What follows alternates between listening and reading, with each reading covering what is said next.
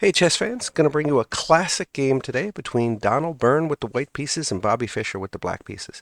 Bobby was only 13 at the time, and this game is often hailed as one of the games of the century. So let's get into the action. Take a look. Donald starts with knight f3. Bobby plays knight f6, and very often these moves are played just not to commit to an opening. Lots of choices and lots of opportunities to transpose into different openings. So not so much wanting to go for king's pawn or queen's pawn right away. Um, and after a few moves, Bobby decides, okay, we're going to go for a Grunfeld defense, Hungarian attack. And after this queen move here, Bobby plays an aggressive move that attacks a pawn with tempo. So tempo means now that, if white doesn't deal with that move directly, things are going to be bad. So you're kind of forcing white to go ahead and take this pawn. Rather than getting a piece developed. That's the idea there. And now white has full control of the center. So Bobby's got to deal with that. Develops a piece, and now Donald plays a really logical move, putting the rook here on the same file as the queen. So that could be, that's just something else now Bobby has to think about. Of course, Bobby didn't get phased. He makes another move with tempo, moving the knight to b6. It's attacking the queen. So Bobby feels, okay, I'm putting my knight on a better square. I'm attacking the queen at the same time, so he has to deal with that. He, of course, moves the queen. Nobody wants to lose their queen to a knight in a position like this. And Bobby gets to get his last minor piece out. So now Bobby has two knights, two bishops already out. Donald Byrne still doesn't have this bishop developed, and he makes a mistake. And the computer really doesn't like this. Now, Bobby didn't have a computer at the time, but he was able to figure out this amazing move, giving up, offering this knight for free. Okay. Now, let's see what happens if Donald Byrne takes the knight. Bobby jumps in here with this knight, and you can see that this knight is attacking the bishop and a queen. So we call this a fork. One piece is attacking two pieces at the same time. And Bobby's got to deal with that now. Or sorry, Donald has to deal with that. Very, very, very, very crazy move if he had gone down this line. So if he wanted to save the queen and defend the bishop as well, he would have to go this way. And then this really, really nice attacking line would happen where now Bobby picks up the knight at the end. So now Bobby, after all that, Bobby would be up a pawn. And, Donald's poor king is not doing too good there. So, the players, Donald at least saw a lot of this and maybe didn't want to go down that line. So instead he played here instead. Instead of taking this knight here for free, he sees that, there's nothing but trouble and plays the queen back here. So Bobby takes the knight, and at first glance it might look like, oh, well, this is good for white now, getting more central control. But no, Bobby jumps in here right away, and Donald Byrne kind of takes a pawn, and because the queen is backing up this bishop, it's another fork by Donald Byrne.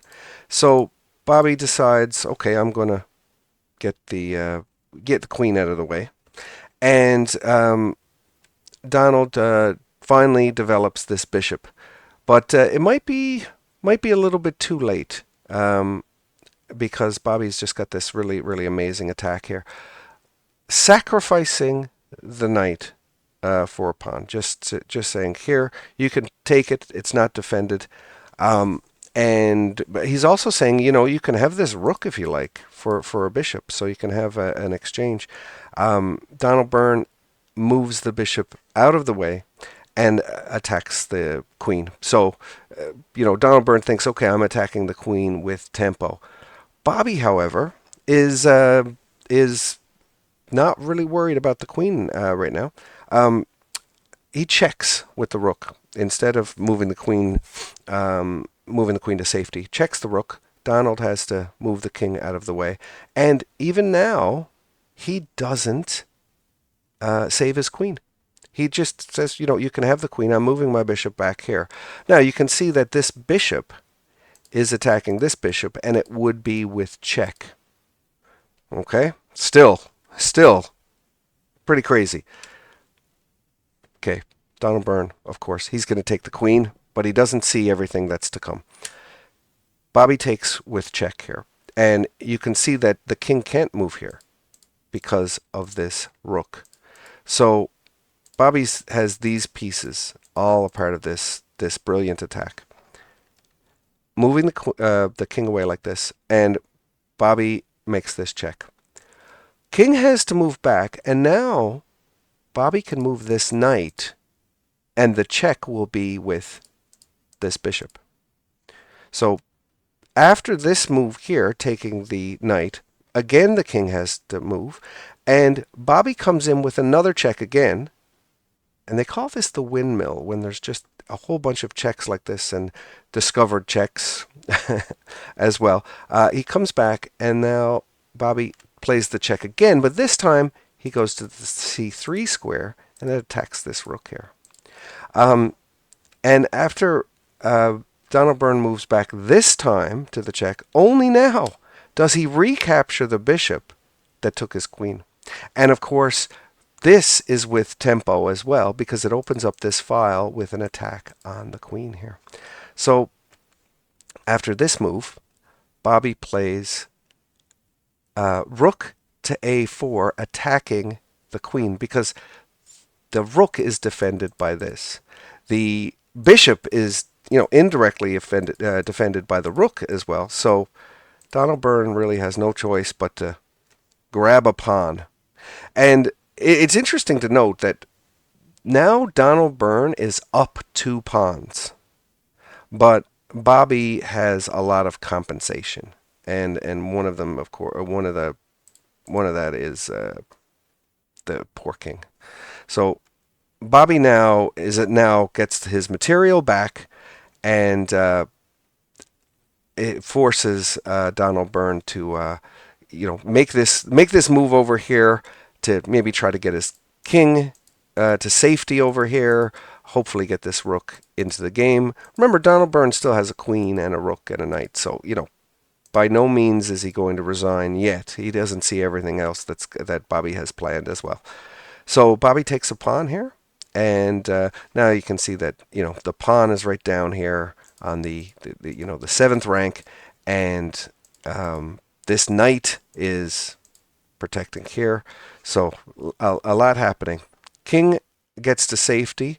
Bobby plays this move here, and Bobby takes the rook. The queen checks. Bobby blocks calmly, and the knight takes the rook.